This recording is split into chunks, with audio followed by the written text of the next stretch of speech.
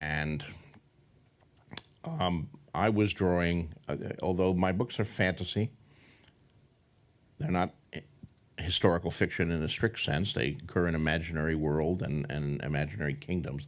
They're very heavily based on real medieval history, and of course I've done a ton of research about real medieval history. And basically in the Middle Ages they did not have our concept of adolescence, of this sort of teenage year in between where we're kind of adults but we're not adults, and we have different ages where we're allowed to vote at this age, and we're allowed to go to war and die at a different age, and we're allowed to drink at another age and to have sex at a different age depending on which state we're in.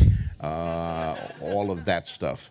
They had child and adult, and the difference between them was the onset of sexual maturity. And we still have in our cultures remnants of this older structure in our ceremonies, the Jewish bar mitzvah, the Catholic confirmation ceremony, which I went through as 13, reaffirming as an adult the vows made for me by my godparents at baptism. That the Catholics once considered 13 adulthood.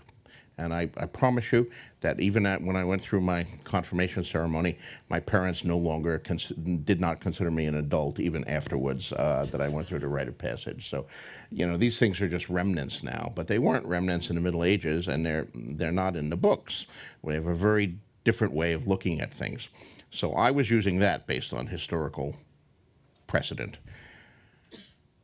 But there was no way that was going to fly in our present environment. We couldn't do that. If we had cast a 13-year-old Danny, there could have been no sexual stuff whatsoever with her. And even if we had cast like a 17-year actress playing a 13-year-old, there are some very stringent laws in like the United Kingdom. You can't do that.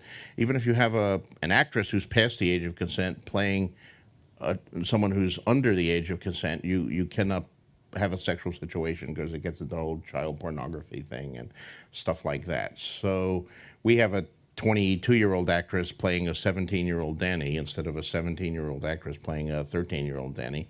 And, we did that deliberately so we could include this material. So I think that speaks to the fact that we did think it was necessary to the story we wanted to tell and all that.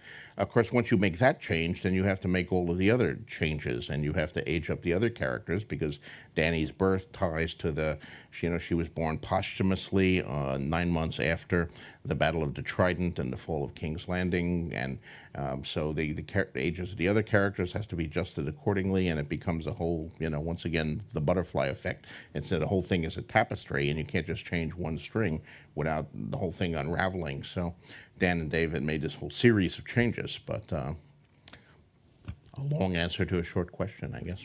Good